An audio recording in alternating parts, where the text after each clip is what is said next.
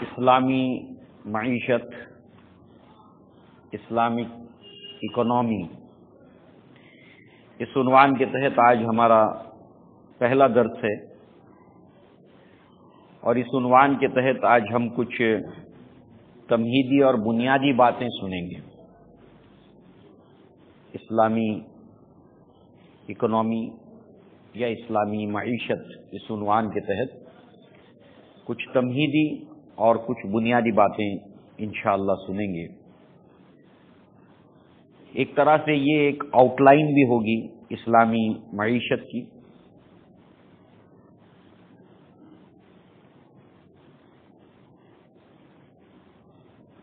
ایک تو ہم جس دنیا میں رہ رہے ہیں وہاں پر کچھ غیر اسلامی معیشت کے اصول نہ صرف جاری ہیں بلکہ ان کی جڑیں بہت مضبوط ہیں،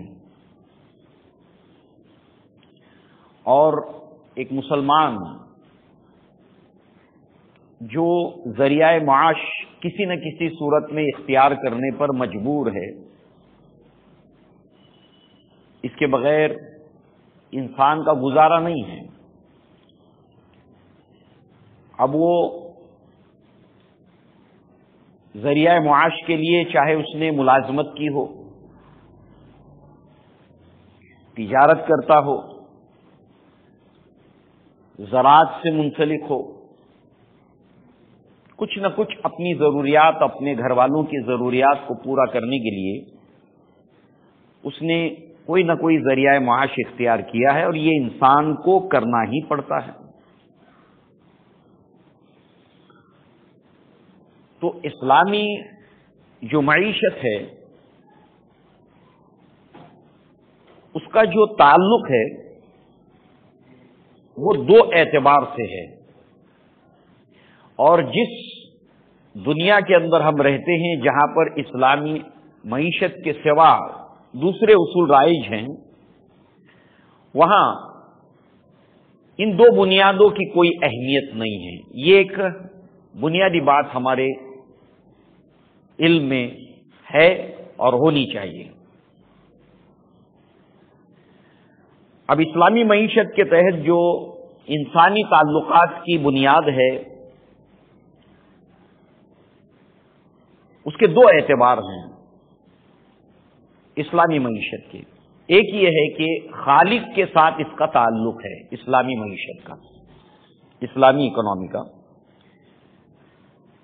یعنی اللہ تعالی کے ساتھ، خالق کائنات کے ساتھ میں اس کا تعلق ہے۔ پھر دوسرے یہ ہے کہ خالق کے ساتھ تعلق کے اعتبار سے 5 بنیادیں اس کی ہیں جو ارکان اسلام کے تحت ہیں۔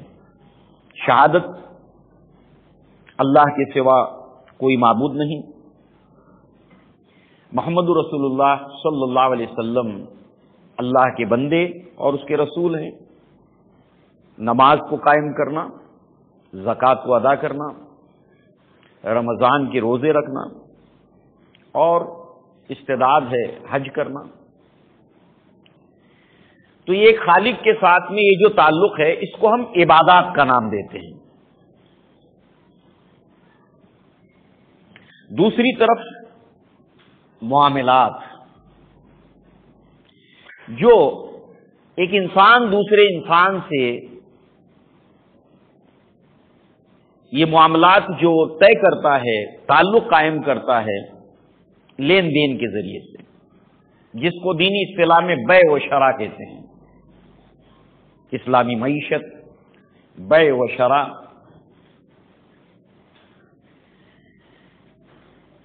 اگرچہ کہ ایک مسلمان کی پوری زندگی ہی اللہ تعالی کی عبادت کے لیے ہے، بلکہ اس کو پیدا ہی خالص صرف اللہ کی عبادت کے لیے کیا گیا ہے۔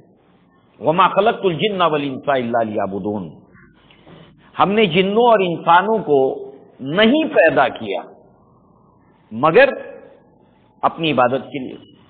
اب یہاں پر ایسا نہیں ہے کہ جنوں اور انسانوں کو ہم نے اپنی عبادت کے لیے پیدا کیا ہے، صرف اس بات نہیں ہے، یہاں پر پہلے نفی ہے، تو جب نفی آتی ہے پہلے اور پھر اس بات آتا ہے تو بات کے اندر جو ہے وہ ایک زور پیدا ہوتا ہے۔ نہیں پیدا کیا، کوئی اور مقصد کے لیے نہیں پیدا کیا، وما خلقت الجن والانس الا لیعبدون، سوائے اپنی عبادت کے لیے۔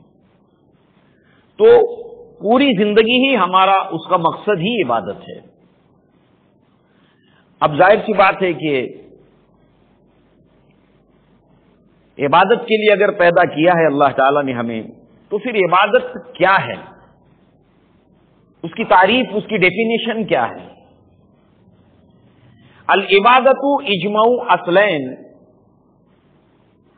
جو اس کی اسپرٹ ہے، علامہ ابن قیم رحمہ اللہ نے اس کی اسپرٹ کو بتایا کہ عبادت کی اسپرٹ کیا ہے،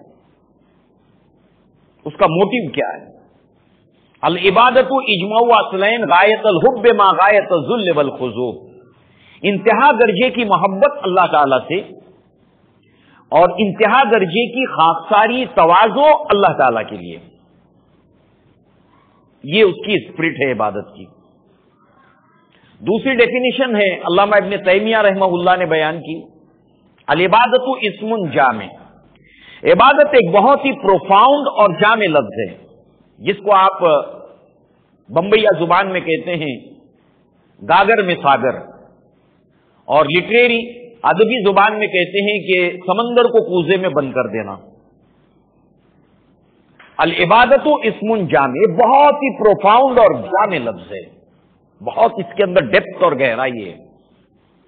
لکل، اس میں وہ سب چیزیں ہیں۔ اب جب کل آتا ہے تو اس کل کے دائرے سے کوئی چیز باہر نہیں جاتی۔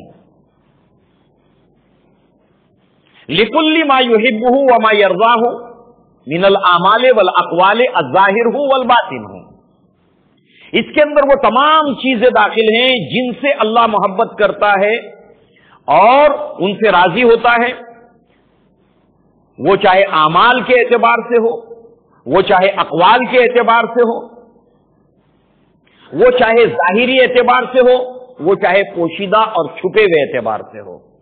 یہ بالکل جامع ڈیفینیشن ہے، اور اس کی اسپرٹ جو علامہ ابن قیم نے بیان کی۔ اب اس کو برعکس کر دیں کہ عبادت ہر وہ چیز ہے کہ وہ کام کیا جائے، وہ کہا جائے زبان سے قول جو اللہ کو پسند ہے، اللہ اس سے راضی ہوتا ہے، اور اس کے الٹ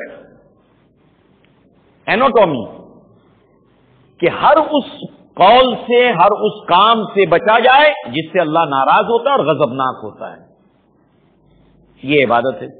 اور اس اعتبار سے یہ جو معاملہ ہے ہمارا معیشت سے ہر انسان کا جوڑنا، ایک مسلمان کا جوڑنا، اس کے تحت اللہ تعالیٰ کو کچھ چیزیں پسند ہیں، کچھ چیزیں ناپسند ہیں، اس تعلق سے کچھ بات زبان سے نکلنا، جیسے اللہ تعالیٰ کی اپنے مال کو بیچنے کے لیے جھوٹی قسم کھانا، اللہ تعالیٰ اس پر ناراض ہوتا ہے،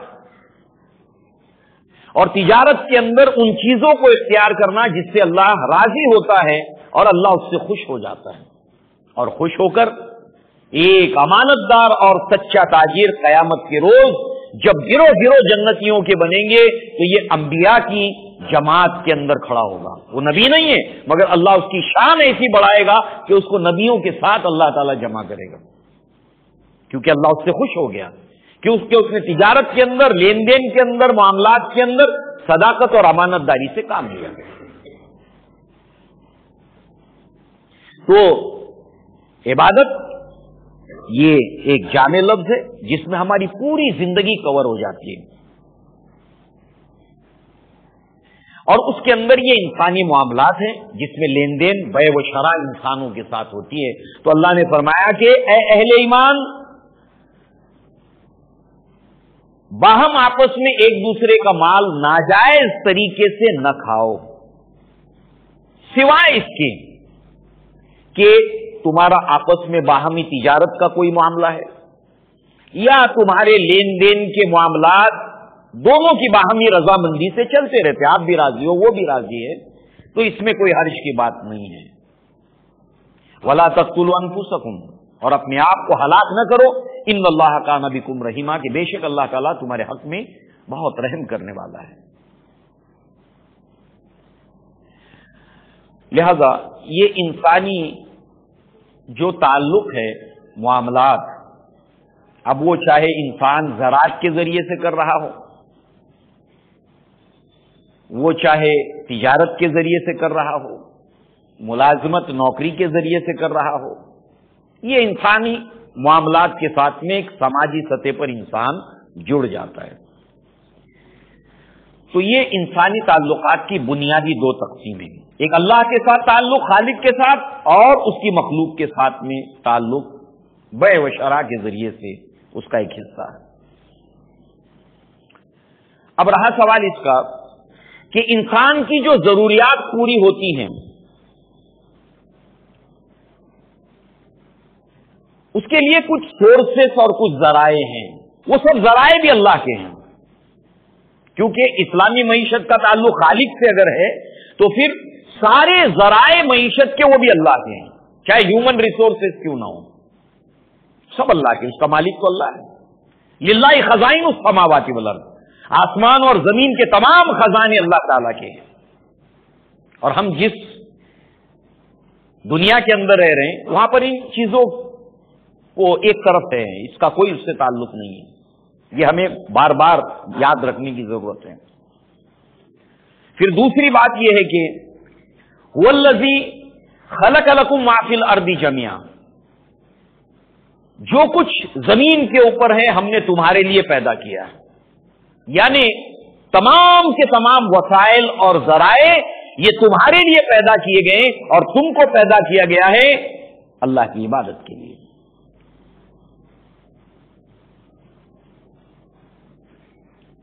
تو یہ وسائل اور ذرائع انسانوں کے لیے اللہ نے پیدا کیے، مگر جب زمین میں فساد مچاتے ہیں کچھ لوگ تو ذرائع پیداوار کے اوپر قابض ہو کر ان کے اندر ہرس جب پیدا ہوتی ہے تو وہ تمام وسائل کے مالک بن جانا چاہتے ہیں اور اللہ کی بہت بڑی مخلوق کے حصے کو اس سے محروم کیا چاہتے ہیں. یہ بات یاد رکھنی چاہیے.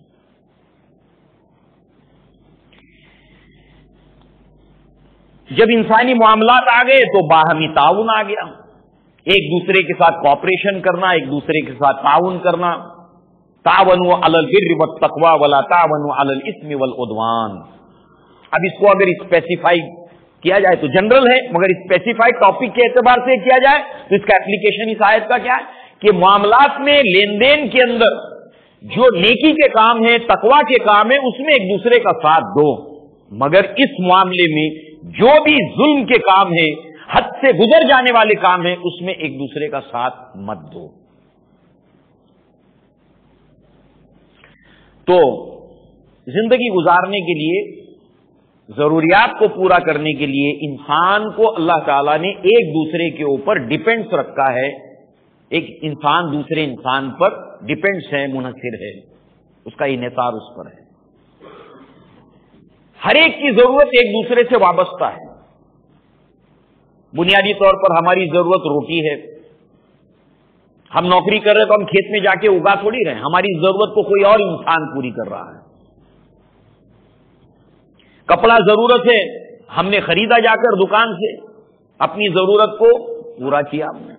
اس کے اندر کتنے انسان جڑے ہوئے ہمارے لباس پہننے کے اندر اس ضرورت کو پورا کرنے میں. میں اپنی تمام ضروریات نہیں پوری کر سکتا، میں ڈیپینڈ ہوں دوسروں پر، دوسروں سے میرا سابقہ اور واسطہ پڑے گا. مکان، آپ کا کرائے کا مکان ہو، اپنا ہو، اس کے اندر کتنے انسان جو ہے وہ منسلک ہوئے ہیں.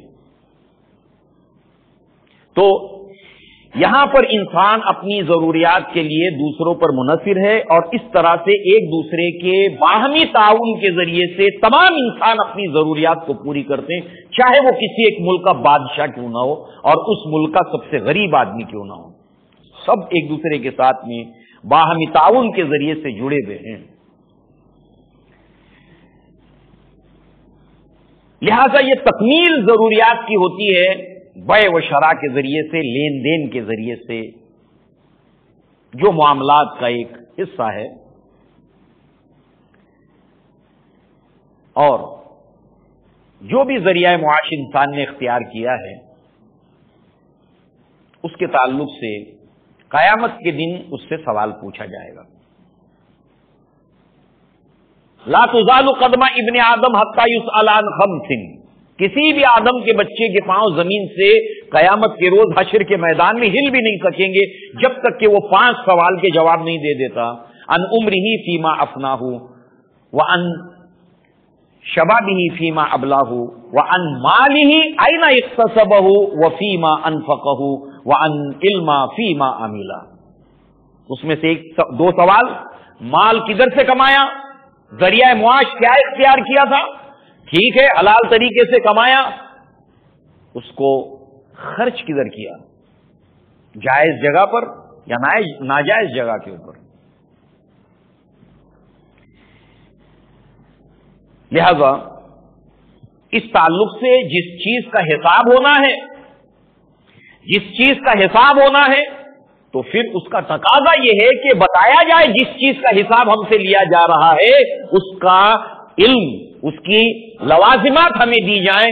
تو لہذا اللہ تعالی نے یہ جو لین دین، مال کا کمانا اور خرچ کرنا، اس کے تعلق سے ہمیں ہدایات اور رہنمائی کی، اوامر اور نواہی، ڈوز اینڈ ڈو ناٹس دیے، اور اس طریقے سے اب وسائل ہمارے لیے پیدا کیے اللہ تعالیٰ نے۔ فَإِذَا قُضِيَتِ الصَّلَاةُ فَانتَشِرُوا فِي الْأَرْضِ وَابْتَغُوا مِنْ فَضْلِ اللَّهِ وَاذْكُرُوا اللَّهَ كَثِيرًا لَعَلَّكُمْ تُفْلِحُونَ۔ جب نماز ہو جائے تو اس کے بعد اللہ کی زمین کے اوپر پھیل جاؤ اور اللہ کا فضل، روزی تلاش کرو، سب یہ تمہارے لیے بنایا ہے، ذرائع وسائل۔ تو لہذا اللہ تعالیٰ نے اس کے تعلق سے اپنی آخری کتاب کے اندر رہنمائی کی، اور محمد رسول اللہ صلی اللہ علیہ وسلم نے اس کی تفصیلات بیان کی جو اس سے 3-4 گنا زیادہ ہیں، اور وہ تمام کے تمام رہنمائیاں، ڈوز اینڈ ڈو ناٹس اللہ تعالیٰ کی قرآن میں آیتوں کی صورت میں ہیں، اور دوسری طرف محمد رسول اللہ کی احادیث کی صورت میں، جس کو محدثین نے بیع و شراء، کتاب بیع و شراء اور کتاب المزارع کے تحت ساری چیزوں کو جمع کر دیا۔ اور اللہ کے نبی نے اپنی عملی زندگی سے اور صحابہ کی جماعت نے اپنی عملی زندگی سے مسلمانوں کے قیامت تک آنے والے اور انسانوں کے سامنے اس کو رکھا، اور اس دور کے اندر ہر اس انسان نے جو اللہ تبارک و تعالیٰ پر ایمان نہیں رکھتا تھا اس کو ہاتھوں ہاتھ لیا۔ کیوں؟ کیونکہ ہر زمانے میں غیر اسلامی معیشت استحصال، ایکسپلائٹیشن اور شوشن کے اوپر مبنی ہوتی ہے، انسانوں کو اس کا حق دینے والی نہیں ہوتی ہے۔ اسی طرح آج بھی انسانوں کی اکثریت جو ہے وہ معاشی سطح پر جو شوشن کا شکار ہے، مسلمان اگر اپنی ذمہ داری کو سمجھے تو ایسی صورت میں یہ دنیا اس استحصال سے نجات آج بھی چاہتی ہے، مگر ہم مسلمان آج اس اعتبار سے نہ اس راہ سے سوچنے کے لیے تیار ہیں، اور چلو ادھر کو ہوا ہو جدھر کی، پانی کا بہاؤ جس طرف ہے بہتے چلے جاؤ، اور اس کے اوپر کوئی فکر کم سے کم ہمارے اپنے ملک کی حد تک اگر ہم سوچیں تو بالکل سناٹا ہے، خاموشی ہے، سکوت ہے۔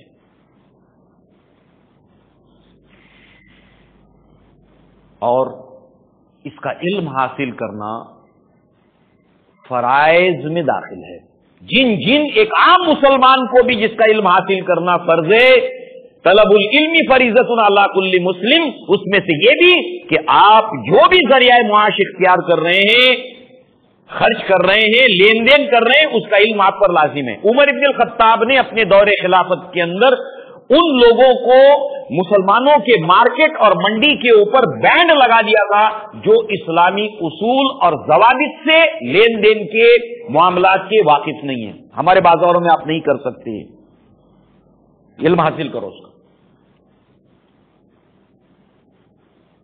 اور خلفائے راشدین ان منڈیوں میں، ان مارکیٹ میں، ان بازاروں میں ملازموں کے تعلق سے کاروبار کرنے والوں کے تعلق سے برابر واچ رکھتے تھے کہ یہ برابر اللہ اور اس کے رسول کے احکامات کی پابندی کر رہے ہیں آیا یا نہیں کر رہے ہیں.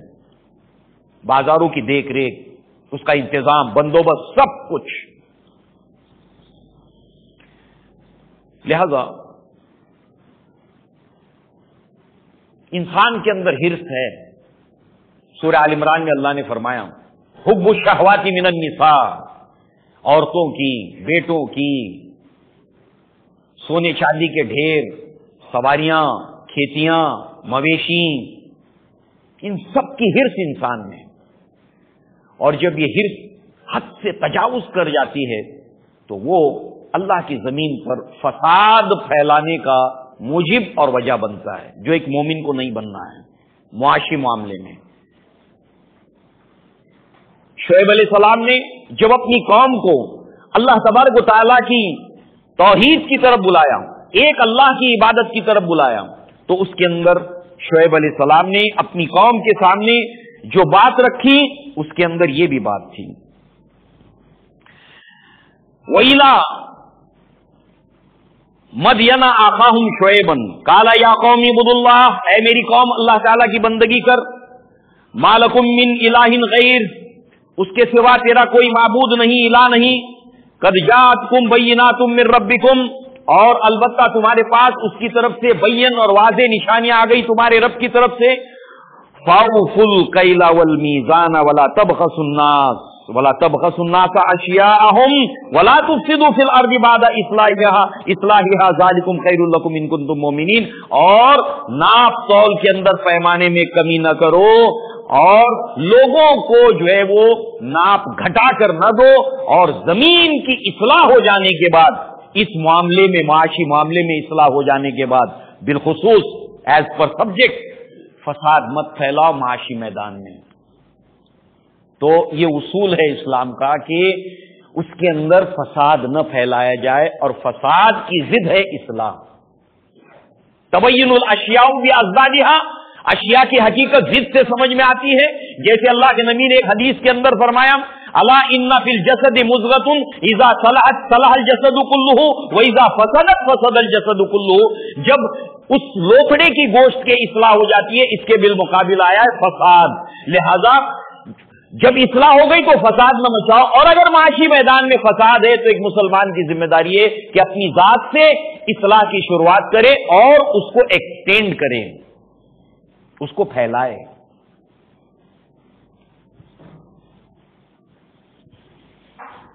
لہذا شعیب علیہ السلام نے اپنی قوم کو جہاں اللہ کی عبادت کی دعوت دی، وہاں پر اس قوم کے اندر جو فساد تھا، ہرس مال کی، دولت کی، تو ہر دور کے اندر چہرے بدلتے ہیں، مگر اس ہرس کے ساتھ لوگ ہمیشہ سر اٹھاتے ہیں معاشی میدان میں فساد پھیلا کر.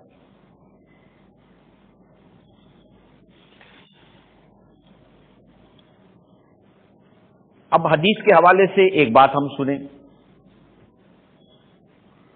چاہے ایک چھوٹے لیول پر انسان کسی کے نوکری کیوں نہ کر رہا ہو، ایک نوکر کی حیثیت سے، ملازم کی حیثیت سے وہ فساد نہ پھیلائے.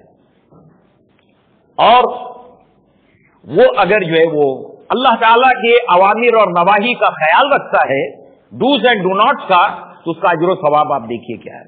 یہ ملازم ہے، نوکر ہے. اس حدیث کے اندر یا تو آدمی ملازمت کرے گا، تجارت کرے گا، زراعت کرے گا، کھیتی باڑی کرے گا، کوئی نہ کوئی ذریعہ معاش اختیار کر کے ایک لین دین کا معاملہ طے ہوگا. اللہ کے ابو موسیٰ اشعری رضی اللہ عنہ فرماتے ہیں، بخاری کی روایت ہے کہ 3 طرح کے لوگ ہیں، ان کو اللہ ڈبل ثواب دے گا، اجر دے گا. ایک وہ انسان کہ جس کے لونڈی ہے، نوکرانی ہے، لونڈی ہے، اور وہ اس کو اچھی تعلیم اور تربیت دیتا ہے. ملازمہ ہے، لونڈی ہے، اس کو اچھی تعلیم اور تربیت دیتا ہے، اور اس کے بعد ایک مناسب جگہ اس کا نکاح آزاد کر کے اس کا مناسب جگہ نکاح کر دیتا ہے. اللہ تعالیٰ اس کو ڈبل ثواب دے گا، دوہرا اجر دے گا. دوسرا، اہل کتاب جو अल्लाह के नबी का जमाना पाने से पहले हक के ऊपर था, इस्लाम जो भी था उसके हक के ऊपर था, और उसने नबी का जमाना पाया, नबी सल्लल्लाहु अलैहि वसल्लम की दावत पहुंची, वो इस्लाम ले आया, उसको भी डबल सवाब है। और तीसरा, वल अब्दुल्लज़ी युअद्दी हक़्क़ल्लाहि व यंसहु लिसय्यिदिही लहू अजरान, और वो नौकर, वो मुलाजिम जो अपने मालिक का, अपने बॉस का खैरख्वाह है।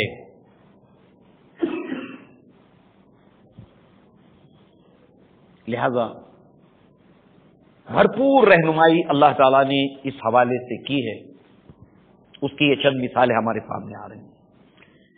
देखिए, बुनियादी तौर पर मईशत के दो अहम पिलर्स या दो अहम फाउंडेशंस या दो नुकात हैं, एक डिमांड और दूसरे सप्लाई। डिमांड और सप्लाई। हर वो इंसान जो किसी न किसी तरीके से मईशत से जुड़ा है, वो अपनी जात में डिमांड भी है, सप्लाई भी है। वो नौकरी करता है, ह्यूमन रिसोर्सेस है, नौकरी करता है तो जाहिर सी बात है कि ह्यूमन रिसोर्सेस की डिमांड है, और इस तरीके से वो मार्केट के अंदर, अपनी दुनिया के अंदर जो है वो उस डिमांड को सप्लाई कर रहा है, अपनी सर्विस देकर कारोबार कर रहा है, कोई भी काम कर रहा है। बैक वो डिमांड भी है और सप्लाई भी है। और इस तरीके से जो है वो ये एक सिक्के के दो रुख है मईशत के अंदर, डिमांड एंड सप्लाई, और ये इसकी चैन है, साइकिल है इसकी, डिमांड और सप्लाई की। और डिमांड और सप्लाई के बीच के अंदर जराए हैं। लिहाजा अब ये दो अहम जो बुनियादें हैं, इसी के जरिए से इंसानी समाज डिमांड और सप्लाई के जरिए से एक दूसरे से कनेक्ट होता है। और फिर यहां पर डिमांड और सप्लाई के एतबार से ह्यूमन बिहेवियर, इंसान का जो बिहेवियर है, उसका मुताला दुनियावी इकोनॉमी में भी किया जाता है, और इस्लाम के अंदर भी डिमांड और सप्लाई के एतबार से तुम अल्लाह और उसके रसूल के अहकामात के मुताबिक जो है वो बिहेव कर रहे हो कि नहीं कर रहे हो, ये मामला है। लिहाजा डिमांड और सप्लाई को लेकर जब वो खुद उसका एक हिस्सा है तो उसका रवैया क्या है, वो किस तरीके से अपने रवैये को इख्तियार किया हुआ है, कुरान और हदीस की रोशनी में जायज या कुरान और हदीस की रोशनी में नाजायज तरीके से वो रिएक्ट कर रहा है, रवैया इख्तियार कर रहा है। अब ये डिमांड और सप्लाई को अगर हम सामने रखें दो नुकात को, तो इसको चार हिस्सों में हम डिवाइड करते हैं। नंबर एक, मुश्तरी, खरीदार, खरीदने वाला, बाय, फरोख्तकार, फरोख्त करने वाला, और खरीदार, एक बेचता है एक खरीदता है। मुबीअ, जो चीज बेची जा रही है, सप्लाई की जा रही है, उसकी डिमांड है, जो चीज बेची जा रही है, माल तिजारत कहें, गुड्स कहें, किसी भी सूरत में वो चीज सप्लाई की जा रही है, सर्विस कहें।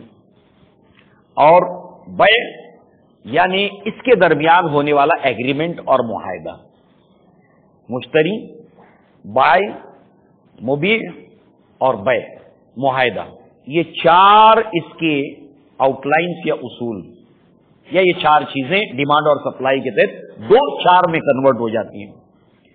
लिहाजा अब इन चारों बुनियादों के लिए वो उसूल है जो कुरान मजीद की आयत हमने सुनी, या अय्युहल्लज़ीना आमनू ला ताकुलू अम्वालकुम बैनकुम बिल बातिल इल्ला अन तकूना तिजारतन अन तराजिम मिनकुम वला तक़तुलू अनफुसकुम इन्नल्लाहा काना बिकुम रहीमा। एक दूसरे का माल और हक नाजायज तरीके से मत खाओ, सिवाय तिजारत का मामला हो या बाहमी रजामंदी का मामला हो। एक पैसा किसी का नाजायज तरीके से न खाओ। हां, तुमने बाहमी रजामंदी से किसी को दे दिया, ठीक है, मगर नाजायज तरीके से एक दूसरे का माल न खाओ। खरीदार हो तब भी, फरोख्त कर रहे हो तब भी, माल तिजारत को लेकर भी, और मुआहदा है उसको तोड़ करके। मुआहदा तोड़ता क्यों इंसान लेन देन में? अपने फायदे के लिए सामने वाले को नुकसान पहुंचता है। जब आपने अपने फायदे को ध्यान में रखा तो अल्टीमेट उसका रिजल्ट ये है कि सामने वाले का नुकसान। तो लिहाजा जो है वो एक दूसरे के مال کو، حق کو ناجائز طریقے سے نہ کھاؤ، سوائے ان دو آپشنز کے۔ اب باطل طریقہ جو اس آیت کے اندر آئے، اس سے کیا مراد ہے؟ اب ان شارٹ ہم اس کی اگر ایک چھوٹی سی لسٹ دیکھیں۔ نمبر 1، دونوں فریقین کی رضامندی ضروری ہے۔ بیع و شراء میں دونوں فریقوں کی رضامندی ضروری ہے، اور یہ رضامندی مجبوری کے ساتھ کسی فریق کی نہیں ہونی چاہیے۔ میں گھر بیچ رہا ہوں، آپ خرید رہے ہیں، آپ کو معلوم ہے اس کی مجبوری ہے، کوئی آپشن نہیں ہے، بیچے گا ہی بیچے گا، کوئی چانس اس کے پاس نہیں ہے۔ اب آپ کو معلوم ہے مارکیٹ ریٹ کچھ ہے اور آپ اس کا فائدہ اٹھا رہے ہیں مجبوری کا، اور مجبوری کا فائدہ اٹھا کر اس کو نقصان پہنچا رہے ہیں، تو رضامندی دونوں کی، مگر یہ رضامندی مجبوری کے ساتھ نہیں۔ مکان کا خریدنے والا، مکان کا بیچنے والا، اپنی چیز کو بیچنے والا اور خریدنے والا دونوں نے اس ایگریمنٹ کے اوپر سائن کر دیا، مگر ایک کے پاس مجبوری تھی، میرے پاس کوئی آپشن نہیں ہے، ٹھیک ہے میں راضی ہوں مجبوری کے ساتھ۔ وَلَا تَأْكُلُوا أَمْوَالَكُمْ بَيْنَكُمْ بِالْبَاطِلِ، یہ باطل طریقہ ہے۔ باطل طریقہ کیا کیا ہے؟ نمبر 1۔ نمبر 2، اس کے اندر ایک فریق کا فائدہ اور دوسرے کا نقصان نہ ہو۔ اسی اصولوں کو بیان کرتی ہیں یہ جو ہم سن رہے ہیں، ایک کے بعد ایک، قرآن کی آیتیں، اللہ کے نبی کی حدیثیں۔ نمبر 3، اس کے اندر دھوکہ نہ پایا جائے۔ مثال کے طور پر اسلامی معیشت کے اندر، بیع و شراء کے اندر، اس کی مثال ایک ہے، اللہ کے نبی صلی اللہ علیہ وسلم نے ایک بدو سے گھوڑا خریدا،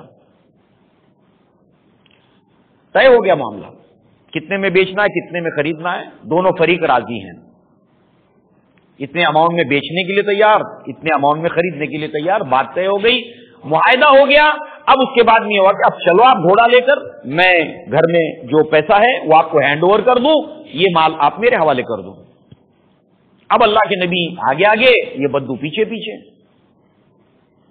اب ہوا یہ کہ اس گھوڑے کو دیکھ کر اور بھی لوگ جمع ہو گئے، لوگوں کو پسند آ گیا، اب اس سے زیادہ لوگوں نے بولی لگائی، تو بولی پر بولی لگانا طے ہو گیا ہے، آپ کا لین دین طے ہو گیا، معاہدہ ہو گیا، 2 لاکھ کی چیز ہے، 2,30,000 35,000 میں طے ہو گیا، اب آپ کو گاہک مل گیا 3 لاکھ کا، اب آپ جو ہے وہ وعدے کو توڑ کر جو ہے وہ اس کو بیچ رہے ہو۔ اب وہ بدو جو ہے وہ جب زیادہ قیمت ملنے لگی تو اللہ کے نبی جب واپس آتے ہیں تو کہتا ہے تمہارا میرا کوئی معاہدہ ہوا ہی نہیں ہے۔ جھوٹ اور ایگریمنٹ اور وعدے کو، معاہدے کو بریک کرنا، دھوکہ دے دینا۔ اللہ کے نبی نے کہا اللہ کے بندے تمہارا میرا معاہدہ ہوا ہے، بات طے ہوئی ہے۔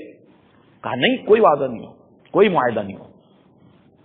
خزیمہ بن ثابت رضی اللہ عنہ، بھیڑ جمع ہو گئی، خزیمہ بن ثابت رضی اللہ عنہ وہاں پر آئے، کہا کہ میں گواہی دیتا ہوں کہ آپ کا اور اس بدو کا معاہدہ ہوا ہے۔ اللہ کے نبی نے فرمایا، اللہ کے نبی کے فیور میں بات جا رہی تھی، اگر کوئی انسان رشتے کی بنیاد پر، دوستی کی بنیاد پر، جذبات میں آ کے، اس کا کوئی لینا دینا اس میٹر سے نہیں ہے، مگر اپنے بھائی کے لیے، دوستی کے لیے، محبت کے اندر، اس کے فیور کے اندر کھڑا ہو جاتا ہے جھنڈا اٹھا کر کے۔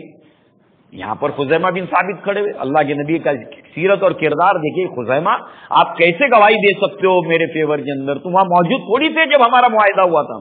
کہا اللہ کے رسول میں گواہی دیتا ہوں کہ آپ اللہ کے رسول ہیں اور آپ کی زبان مبارک سے سچ کے سوا کچھ نہیں نکلتا۔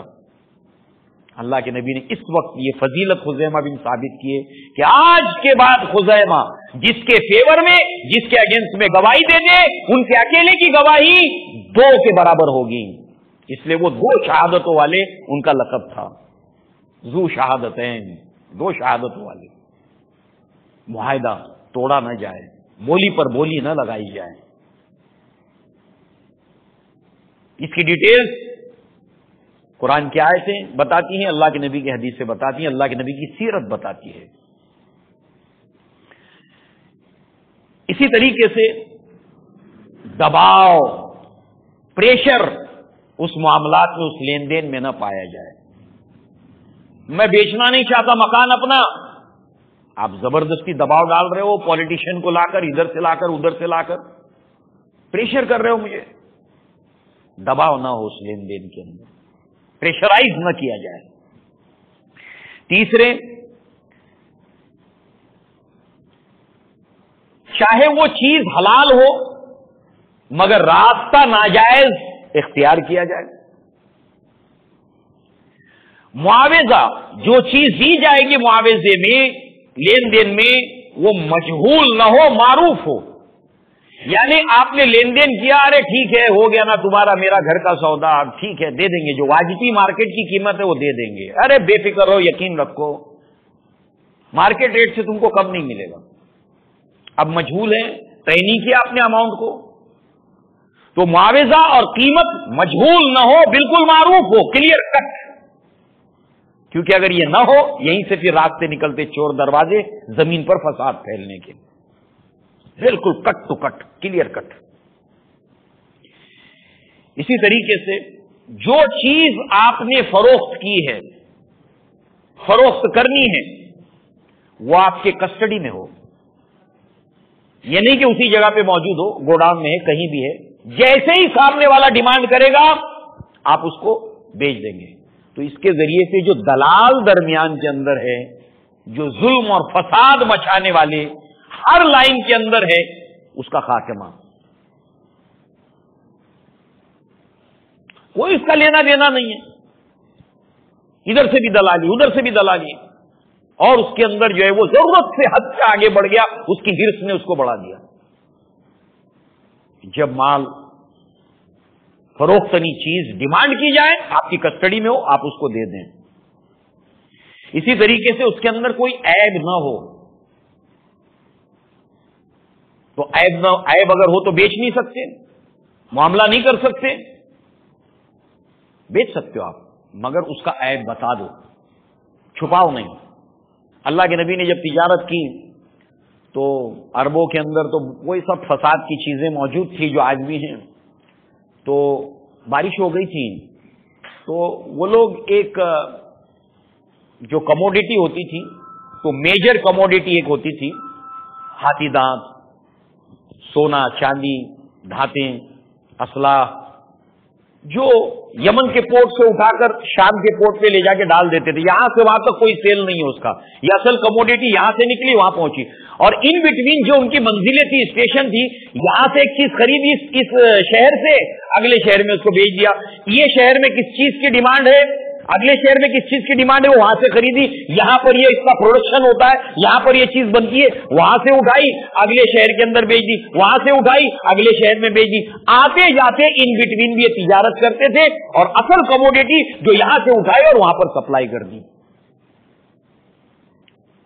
اس بندرگاہ پہ پہنچا دیا سیریا اور شام کے، اور ادھر وہاں سے جو مال اٹھایا اس کو یمن کے پورٹ کے اوپر پہنچا دیا. اور ان بٹوین سیل بائی سیل، بیچتے خریدتے بیچتے خریدتے یہ کرتے تھے. تو اس کے اندر غلہ بھی ہوتا تھا، اناج بھی خریدتے تھے. اب بارش ہو گئی تو وہ لوگ جب اناج بھیگ جاتا تھا، گیلا ہو جاتا تھا، تو اس گیلے اناج کو اندر رکھتے تھے، چھپاتے تھے اس کو، اور اس کے اوپر سے سوکھا اناج رکھتے. اور سوکھے اناج کی قیمت زیادہ ہے، گیلے اناج کی ویلیو گر گئی، تو وہ سوکھا کہہ کر بیچتے تھے، اس کے ساتھ گیلے کو بھی. اللہ کے نبی صلی اللہ علیہ وسلم کے ساتھ میں بھی ایسا ہوا. آپ نے نم جو تھا اناج اس کو ایک طرف رکھا، سوکھا ایک طرف رکھا، اور بتایا یہ نم ہے، اس کی اتنی قیمت ہے، اور یہ اچھا والا ہے سوکھا، اس کی قیمت اتنی ہے. عیب ہے بیچ سکتے ہیں بتا کر. اسی طریقے سے جو ہے وہ کسی حرام چیز کی فروخت اور خرید نہیں ہوگی. ایمانداری سے آپ کر رہے ہیں مگر چیز جو بیچ رہے ہیں وہ حرام. حلال چیز کا معاملہ کر رہے ہیں مگر طریقہ ناجائز اختیار کر رہے ہیں. اسی طریقے سے اس کے اندر سود کا معاملہ نہ ہو، اور کسی بھی ہیلا اور بہانے سے سود کو حلال نہ کیا جائے، کسی بہانے سے اس کو حلال نہ کیا جائے. اسی طریقے سے معاملات کے اندر، لین دین کے اندر حق کے رجوع داخل ہو. یہ نہیں ہے کہ ایک مرتبہ مال فروخت ہو گیا تو دوبارہ واپس نہیں لیا جائے گا. اس کو ایک وقت ملنا چاہیے کہ اگر کوئی ڈیفیکٹ ہے، کوئی بات ہے، تو اس کو ایک ٹائم ہونا چاہیے کہ اگر وہ چاہے تو واپس کر سکے. تو یہ کچھ مختصر انداز میں آپ کے سامنے بات رکھی گئی. اب کنکلوژن اگر ہم اس کو کریں، ڈوز اینڈ ڈو ناٹس اسلامی معیشت کے اندر، تو فقہا نے اس کے تعلق سے جو ناجائز طریقے اور حرام طریقے ہیں، وہ قریب 30 طریقے ایسے ہیں جو ناجائز بتائے ہیں قرآن اور احادیث کی روشنی کے اندر، اور ساتھ ہی ساتھ اس کی وجوہات کو بھی اس کی وضاحت کی ہے. لہذا اس طریقے سے جو ہے وہ آپ دیکھیں کہ انہی اوامر اور نواہی کے اوپر مشتمل، جیسے کہ ہم جانتے ہیں قرآن مجید کی آیات کے ساتھ ساتھ صرف اگر بخاری کو اگر ہم دیکھیں یا محدثین نے ان روایات کو اور صحابہ کرام کے اثر کو جو جمع کیا ہے، اس کو کتاب البیوع اور کتاب المزارع یعنی کہ زراعت کا چیپٹر اور لین دین کا چیپٹر اس کے تحت جو ہے وہ لائے ہیں. اور صرف بخاری کے اندر جو ہے وہ 247 روایات ہیں، جس میں صحابہ کے 52 آثار ہیں، صحابہ کے اقوال ہیں، اور ان تمام کو کلیکٹ کر کے امام بخاری رحمہ اللہ نے 113 چیپٹرز قائم کیے ہیں. 113 چیپٹرز قائم کیے. کتنے زیادہ چیپٹرز ہیں آپ دیکھیے. اور اس طرح سے جو ہے وہ ہمیں اس کی اہمیت کا بھی پتہ چلتا ہے، اور ایک مسلمان کے لیے ضروری ہے کہ اس کا علم وہ حاصل کرے. اب آئیے دور جاہلیت کی طرف. دور جاہلیت کے اندر عرب سمیت پوری دنیا کے اندر اس معاملات کو لے کر، لین دین کو لے کر، تجارت کو لے کر، ملازمت کو لے کر، زراعت کو لے کر فساد سے بھری ہوئی تھی زمین اللہ کے نبی صلی اللہ علیہ وسلم کی بعثت سے پہلے. صرف عربوں کا معاملہ نہیں ہے. کبھی کبھی ہم جو ہے وہ سمجھتے کہ صرف عربوں میں ہوتا تھا. لڑکی کے پیدا ہونے کے بعد صرف عرب ہی نہیں مارتے تھے، خاص قبائل تھے جو لڑکی کو مار دیتے تھے، مگر عربوں میں ایسے بھی قبائل تھے جو نہیں، عورتوں کا رسپیکٹ بھی کرتے تھے اور ان کا بڑا مقام اور مرتبہ تھا. بالخصوص شرفا کے یہاں پر کچھ بدوی قبائل تھے جو لڑکیوں کو قتل کرتے، مگر یہ خاص نہیں ہے عربوں کے ساتھ، پوری دنیا میں ہوتا تھا. اور آج تو ہم کہہ سکتے ہیں کہ عربوں میں تو اس کے اوپر اب کوئی معاملہ نہیں ہے الحمدللہ اسلام کی برکت اور رحمت سے. اور سچر کمیٹی کی رپورٹ کے اندر ایک کچھ اچھی باتیں جو مسلمانوں کے تعلق سے بتائی گئی، اس میں ایک یہ بھی ہے، یہ قوم لڑکیوں کو مارتی نہیں ہے الحمدللہ.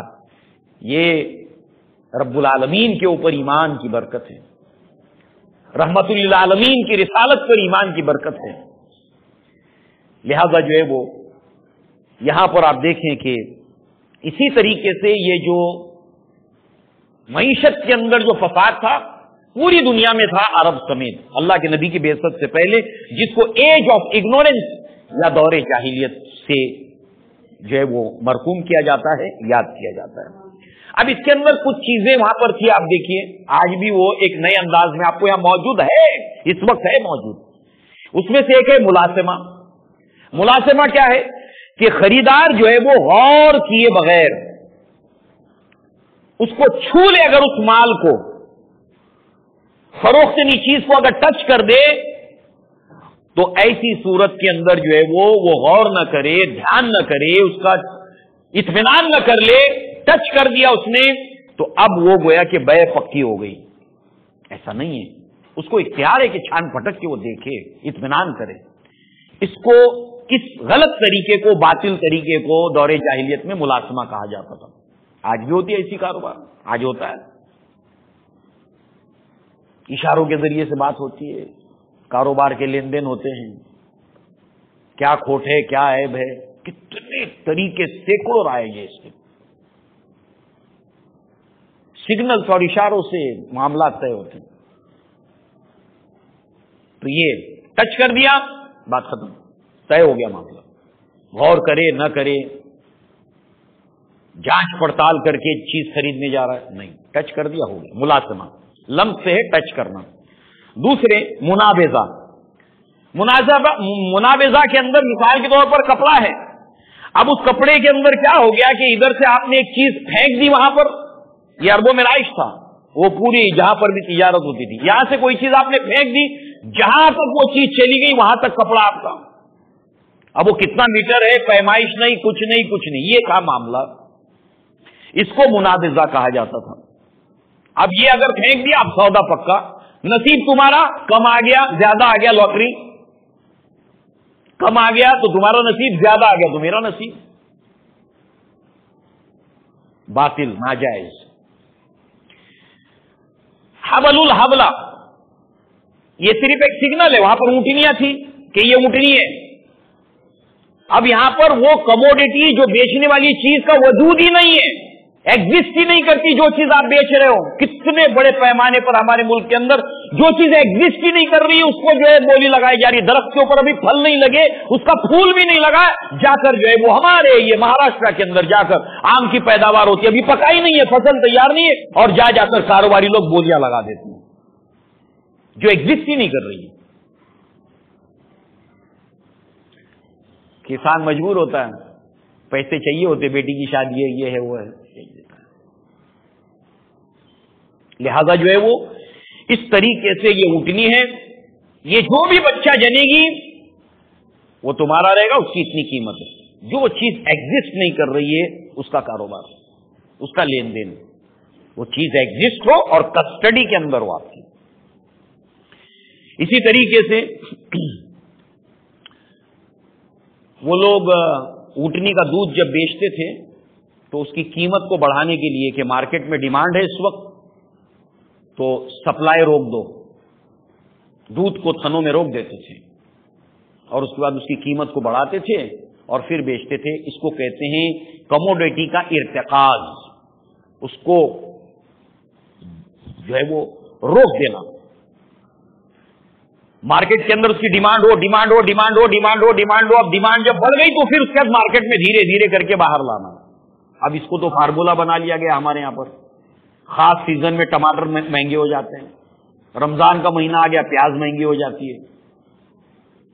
چیزوں کو روک کے رکھنا اور اس کی ڈیمانڈ کو ہائی دینا اور پھر اس کے بعد مہنگے داموں کے اندر 25 روپے کی چیز 100 روپیہ 150 روپیہ کلو بک رہی ہے. کیا کرے گا غریب؟ مگر ادھر ہرس ہے. اللہ کے بندوں کے حق سے کوئی سروکار نہیں. لہذا ابو ہریرہ فرضی گاہک، چیز کی ڈیمانڈ نہیں ہے مگر فرضی گاہک کھڑا کر کے یہ باور کرانا کہ اس کی بڑی ڈیمانڈ ہے. اور ٹی وی کے اوپر، موبائل کے اوپر جو اشتہارات ہے، آج اشتہارات نے اس کی جگہ لے لی ہے. کوئی ڈیمانڈ نہیں ہے مگر ایسے اس کو مشتہر کرنا کہ اس کی بہت ڈیمانڈ ہے اور آپ کو بہت ضرورت ہے، اس کی لے جاؤ، جلدی لے جاؤ. جھوٹے گاہک پیدا کرنا، جھوٹی ڈیمانڈ پیدا کرنا. اسی طریقے سے جو ہے وہ رنگ بنا کر کے ایک چیز بک رہی ہے مگر باہم 4-5 لوگوں نے ایک رنگ بنائی، 10-50 لوگوں نے رنگ بنائی اور کہا دیکھو اتنی قیمت کے آگے نہیں جانا ہے، اوکے بولی لگی اتنے آگے، پھر ہم لوگ سب مل کر منافع کر کے کھا لیں گے. اصول کیا ہے؟ ایک سمپل اصول کہ خریدنے والا، بیچنے والا، لینے والا، دینے والا، اس میں سے کسی کا نقصان نہیں ہونا چاہیے. مگر آپ نے ایسا رنگ کر دیا اس کے اندر کہ بیچنے والے کا نقصان ہے. کتنے مسلمان دھڑلے سے کاروبار کر رہے ہیں، دھنوان بن کے بیٹھے ہیں. ٹھیک ہے، غیر مسلم کرتا اس کے پاس اصول نہیں ہے. ابی ہریرہ رضی اللہ عنہ فرماتے ہیں ان رسول اللہ صلی اللہ علیہ وسلم قال نہا عن البیع والبیع الملاسمہ والمنابذہ. اللہ کے نبی صلی اللہ علیہ وسلم نے منع کیا ہے ان دونوں چیزوں سے. ملامسہ، منابذہ، اللہ کے نبی نے اس سے اہل ایمان کو منع کیا ہے، یہ نہیں کرو. اسی طریقے سے سود کا اس کے اندر داخل ہونا. وَأَحَلَّ اللَّهُ الْبَيْعَ وَحَرَّمَ الرِّبَا. اللہ تعالیٰ نے تجارت کو حلال کیا ہے اور اللہ تعالیٰ نے سود کو حرام کیا ہے. تو وہ کاروباری لوگوں کا سوچ کیا تھی؟ What is the difference? فرق کیا ہے؟ بھائی ربا کے اندر، سود کے اندر بھی منافع ہوتا ہے اور کاروبار میں بھی منافع ہوتا ہے. فرق کیا ہے اس کے اندر؟ سمپل جواب یہ ہے کہ اللہ نے ربا کو حرام کیا ہے اللہ تعالیٰ نے جو ہے وہ بے اور کاروبار کو حلال کیا. That's all, finish. ٹھیک ہے, اس کی ڈیٹیل میں جانا ہے جاؤ, اس کے فسادات کیا اور اس کے جو ہے وہ مفادات اللہ کے بندوں کے حق میں کیا ہے. بس بات ختم. لہذا سود کا تو نقصان ہمیں پتا ہے. سود کا لکھنے والا, لکھانے والا, تمام کے تمام اس سے جڑنے والے لوگ سب برابر کے شریک ہیں, برابر کے شریک ہیں, گواہ بننے والا. کیوں؟ اس لیے کہ یہ سب مل کر سود کو جب پروموٹ کرتے ہیں, جبکہ اللہ تعالیٰ اس کی جو ہے وہ مٹ مار دینا چاہتا ہے, اور اللہ تعالیٰ انفاق اور یہ تمام چیزوں کو, حلال کاروبار کو بڑھاوا دیا چاہتا ہے. دو پیڑ آپ نے ساتھ ساتھ لگائے. ایک پیڑ مطلوب ہے آپ کا, ایک پیڑ مطلوب ہے, اور یہ پیڑ مطلوب نہیں ہے, یہ آپ سے آپ اگایا ہے. اور یہ کیا کر رہا ہے, اس مطلوب پیڑ کی کھاد کو, پانی کو کھا کھا کر تناور ہو رہا ہے. پھر وہ اتنا تناور ہو جائے گا کہ یہ تمہارا اصل پودا جو نشو نما جس کی مقصود ہے وہ سوکھ جائے گا. تو جب سود طاقتور ہوگا, جب اس کی جڑیں مضبوط ہوگی, تو آپ کیا حلال چیزیں کمزور ہوتی چلی جائیں گی.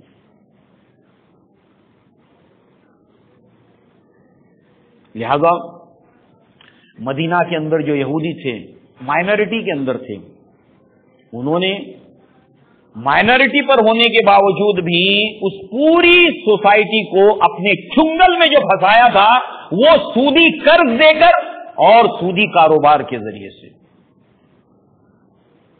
آج بھی وہی معاملہ ہے.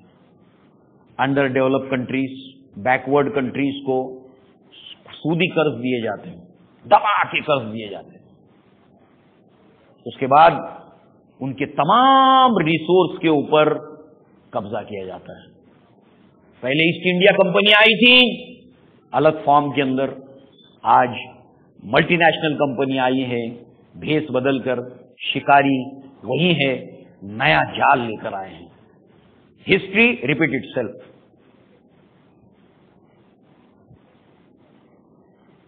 تاریخ اپنے آپ کو دوہراتی ہے.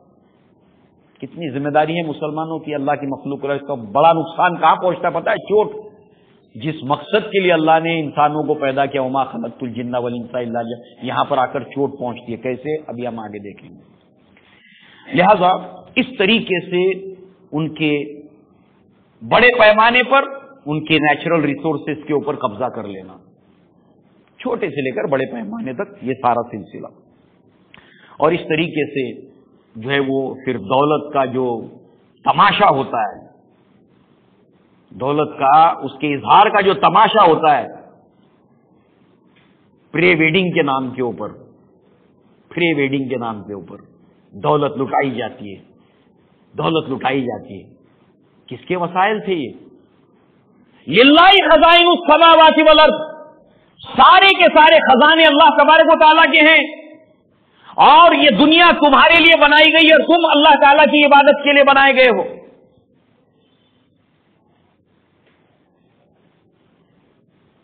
چار آدمیوں کو دودھ کی ضرورت ہے اس فیملی کے اندر, سرمایہ دار فیملی کو, چار آدمیوں کو کتنا دودھ استعمال کرتے ہوں گے 24 گھنٹے میں, مگر لاکھوں روپے کا اسٹبل اور اس کے اوپر سرونٹس. غور کریں تو بہت کچھ ہے, مگر ایسی بھیڑ بکریوں کی طرح زندگی گزاریں. مسلمان تو بھیڑ بکری کی طرح زندگی نہیں گزارتا, نہیں گزارتا. بہرحال سود جب پروان چڑھتا ہے تو دولت جمع ہو کر سمٹ کر چند لوگوں کے پاس, صرف دولت ہی نہیں قدرتی وسائل بھی چند لوگوں کے پاس سمٹ کر جمع ہو جاتے ہیں. جس طریقے سے چھاچھ کو جب پھینٹا جاتا ہے تو سارا اس کا کریم جو ہے وہ اوپر آ کر جمع ہوتا ہے, ایسے تھوڑے پرسنٹ لوگ جو ہے وہ سارے وسائل اور دولت کے مالک بنتے اور گردش کرنے لگتی ہے صرف دولت ان کے گرد, ان کے گرد, ان کے گرد, ان کے گرد, اور یہ اللہ کے بندوں تک نہیں پہنچتی.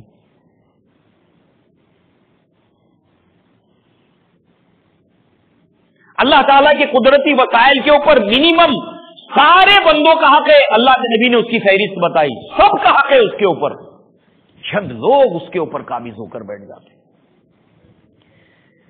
بہرحال پھر کیا ہوتا ہے؟ دو چیزیں، ایک وہ جو دولت کی ہرس کے اندر امیر سے امیر، امیر سے امیر تر، امیر تر سے امیر ترین اس کی ہوڑ میں لگ جاتا ہے اور وہ فساد مچاتا ہے، اللہ کو فراموش کر دیتا ہے اور ضرورت مندوں کو اپنا غلام بنا لیتا ہے۔ دوسری طرف اللہ تبارک و تعالیٰ کی مخلوق کی اکثریت اپنی بنیادی ضروریات سے محروم رہ جاتی ہے، روٹی، کپڑا، مکان، تعلیم، علاج اور معالجہ، بیمار ہو گیا علاج نہیں کرا سکتا، بہت مہنگا ہے، بنیادی ضروریات سے محروم ہو جاتا ہے، اور اپنی اور اپنے گھر والوں کی بنیادی ضروریات کو پورا کرنے میں صبح سے لے کر شام تک ایک بیل کی طریقے سے محنت کرتا ہے، جیسے کسان کا بیل دن بھر کھیت کے اندر جوتا جاتا ہے، جانور کی طرح محنت کرتا ہے اور شام میں آ کر تھک جاتا ہے، تھوڑی دیر کے لیے بھی اس کو سوچنے کا موقع نہیں ملتا ہے اپنے خالق کے لیے۔ اور اس طریقے سے دنیا دو دھڑوں کے اندر بڑھ جاتی ہے، ایک مائنورٹی، ایک میجورٹی، جو اپنی ضروریات دونوں کے دونوں اللہ تعالیٰ سے، آخرت سے غافل، اور یہ فساد سے زمین جب بھر جاتی ہے۔ اقبال نے دو مصروں کے اندر اس کو تعبیر کیا، عصر حاضر ملک الموت ہے تیرا جس نے، عصر حاضر ملک الموت ہے تیرا جس نے، قبض کی روح تیری دے کے تجھے فکر معاش، اس کو بھی فکر معاش ہے ہرس دولت کی، اور ان غریبوں کو بھی فکر معاش ہے، اس میں دونوں کے دونوں ایسے غرق ہو گئے ہیں کہ اس کی روحانی زندگی چھین لیتا ہے۔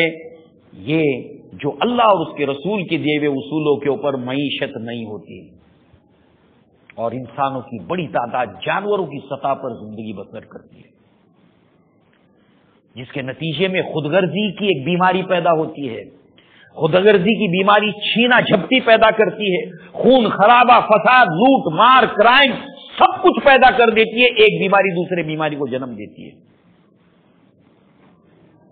لہذا اس اعتبار سے اللہ کے نبی نے یہ ساری گندگیوں کو جزیرہ نما عرب سے دفن کر دیا، زمین کے اندر بہت نیچے گاڑ دیا اس کو۔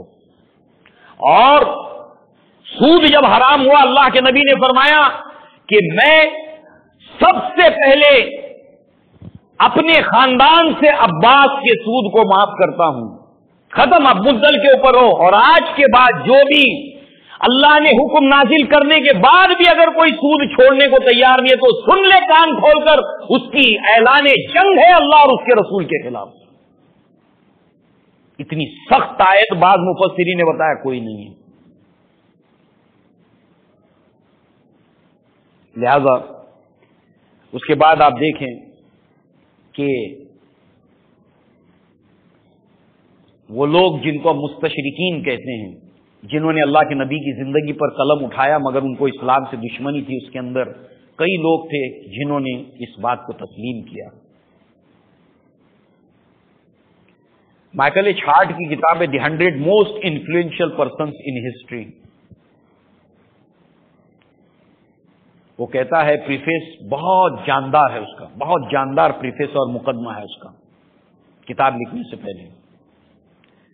اس کے اندر وہ کہتا ہے کہ میں چونکہ مذہباً عیسائی ہوں، اس کتاب کی اشاعت کے بعد، پبلش ہونے کے بعد سب سے زیادہ جو سوال مجھ سے پوچھا گیا وہ یہ کہ آپ عیسائی ہونے کے باوجود بھی ان 100 لوگوں کی فہرست کے اندر رینکنگ کی آپ نے 100 پہ یہ ہیں جنہوں نے زیادہ متاثر کیا انسانی دنیا کو، سماج کو، معیشت کو، کسی بھی میدان میں سماجی زندگی کو متاثر کیا انسانوں کی، یہ 50 پہ ہے، اس کی ریزن ہے، یہ 51 پہ ہے، اس کی ریزن ہے، یہ تیسرے نمبر پر ہے، اس کی ریزن ہے۔ یہ رینکنگ جس نے زیادہ انفلوئنس جتنا کیا ہے ویسے رینکنگ بڑھتے بڑھتے بڑھتے بڑھتے 3، 2 اور 1 پر آتی ہے۔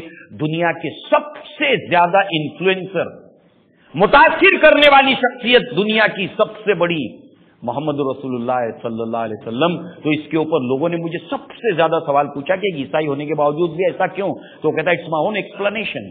وہ واز کہتا ہے، WAS، ہم اس کو ایز سے بدلیں گے کیونکہ وہ تھا کہتا ہے، مگر ہمارے لیے ہے کہ اللہ کے نبی کا انفلوئنس قیامت تک رہے گا، بڑھتا جائے گا۔ He is the only person in history who is supremely successful both of religious and secular levels. मजहबी गैर मजहबी दोनों मैदानों के अंदर अल्लाह के नबी सल्लल्लाहु अलैहि वसल्लम ने जबरदस्त इंसानियत को इन्फ्लुएंस किया है। और फिर सहाबा अल्लाह और उसके रसूल के इन उसूलों को मईशत के लेकर जब दुनिया में गए, लोगों ने उनके लिए रेड कारपेट बिछा दिया, वेलकम कहा उनको। कई जगहों पर वो जब वापस गए वहां से, या उन्होंने वहां पर अब उनकी जिंदगी खत्म हो गई, तो बाज लोगों ने उनके जो है वो, ये है मिसाल अल्लाह के नबी ने कौलन और अमलन दुनिया के सामने रखी है।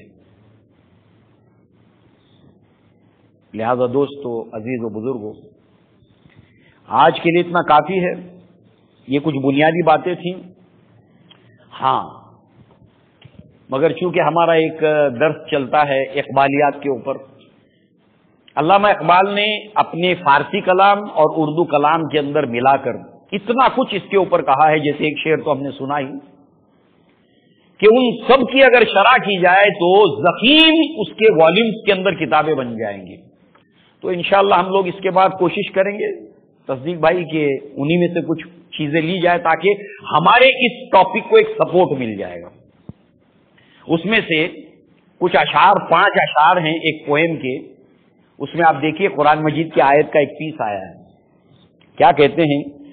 कौमों की रविश से मुझे होता है मालूम, बेसूद नहीं रूस की ये गर्मी गुफ्तार। 1917 के अंदर रूस के अंदर एक गैर इस्लामी माशी निजाम के तहत रिवोल्यूशन आया था लेनिन की क़यादत के अंदर। बहुत दुनिया को उसने मुतासिर किया, जिसने जोरदार थप्पड़ जड़ दिया था सरमायादाराना माशी निजाम के ऊपर। और इन दोनों के दरमियान आज तक टकराव जारी और सारी है। वहां पर दुनिया में यही था कि असल जो है वो असल चीज, बुनियादी चीज वो मेहनत है या जो है वो सरमाया है।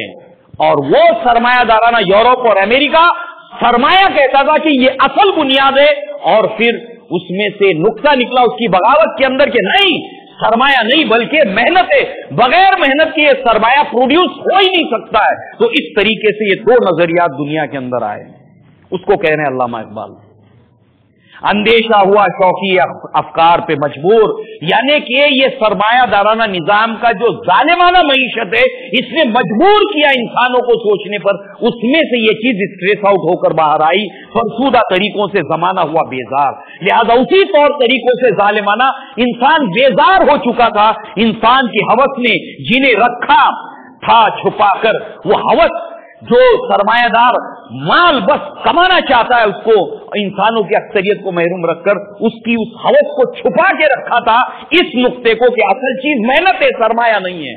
सरमाया पैदा होता है मेहनत के जरिए से, मजदूर के जरिए से, किसान के जरिए से। रिसोर्सेज को जो है वो अल्लाह तबारक व तआला के निकाला जाता है, वो इंसानी मेहनत उसको निकालती है। लिहाजा खुले नजर आते हैं बतदरीज व असरार, वो धीरे धीरे राज खुलने लगे हैं कुरान में। अब मुसलमान से कहते हैं इकबाल, कुरान में हो गोताज़न ए मर्द मुसलमान, अल्लाह करे तुझे अता जिद्दत किरदार, जो हरफे कुलिल अफ़्व में पोशीदा है अब तक, इस दौर में शायद वो हकीकत हो नमूदार। ये दोनों निजामों ने वक्त के साथ इंसानों पर इस्तेसाल किया। दुनिया इंतजार कर रही है इस इस्तेसाल और इस शोषण से निकलने के लिए। उस नुक्ते को जाहिर कर दे कुलिल अफ़्व। ये क्या है? कुरान की आयत का हिस्सा है। यसअलूनका माज़ा युनफ़िक़ून, ऐ नबी आपसे सवाल पूछते हैं कि क्या खर्च करे। कुलिल अफ़्व, जो भी तुम्हारी जरूरियात है उससे बच रहे वो खर्च करो। आपकी जरूरियात अलग अलग हैं।